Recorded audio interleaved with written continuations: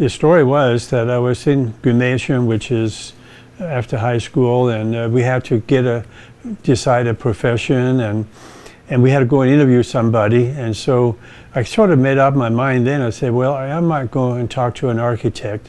I had a little bit of an idea before, and I had talked to other people. So anyway, that started the process, and that architect actually encouraged me to get education, maybe even outside of Denmark. But that was sort of the beginning of it, and I graduated from gymnasium and then came to the United States and to study architecture. I went, originally I talked about going to Berkeley, but this is 1965, and nobody knows that, but that was not an easy time, and things was an upheaval. And anyway, so I ended up going to BYU because I knew people there and had friends there. So that's why I started a year and a half. Then after that, went on a mission for the LDS Church, and then came back to University of Utah, which had a School of Architecture. So I graduated with a BFA in art and in sculpture, and then went to the master program and got an MFA in architecture. Pretty much have been settled here, in Utah, and got married while we were going to school and started a family. So that's why I'm here today.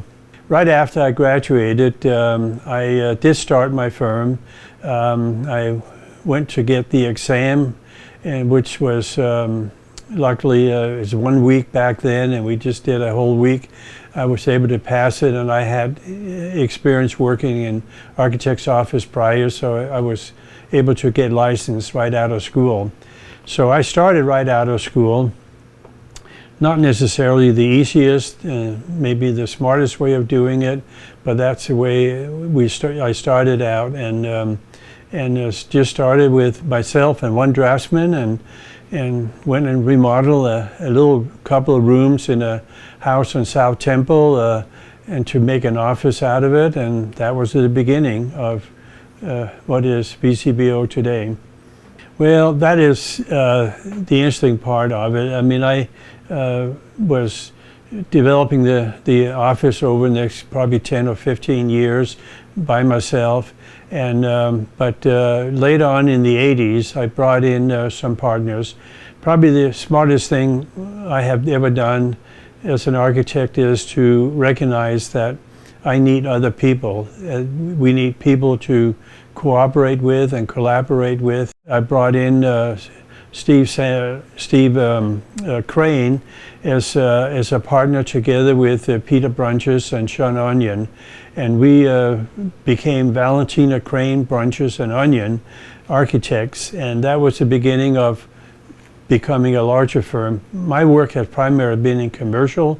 Prior to that, with Steve Crane, it was more school and educational building, and that broadened our base and our capability, and we grew from that stage on. And the growth of the firm later on, adding more partners, and we literally gone through, I call it the third generation now. We're first starting, the middle of second generation, and we into the third generation of trying to keep the firm organized, structured, and keep doing work. It is a different setting than it was 20, 30, 40 years ago, and it's probably in many ways one that we are much more open, understand the market. Salt Lake City was very narrow little area, just with a few small firms, 10, 15 people. That is not today. Today we are, a few firms, but there are 100 plus people like ourselves, and it is very necessary in our market today to have a niche where you are unfortunately becoming an expert in an area in order to be considered, and have the expertise. You need to have the resources, you need to have the breadth and the width of the talents that is needed. And so for a new architect, it is really to come out. Don't start like I did and open your own door. I wouldn't recommend that. But to get experience in firms, decide what direction you want to go in, but find the niche that you can have the most influence on. That way you can grow in a firm and grow into something that is of a significance in your career, and to get as much experience as possible. I wish I had probably traveled more, maybe United States, and even gone back to Europe. It'd be smart to get a broader perspective of architecture and international architecture, and how people are growing and developing their not only business but also their profession.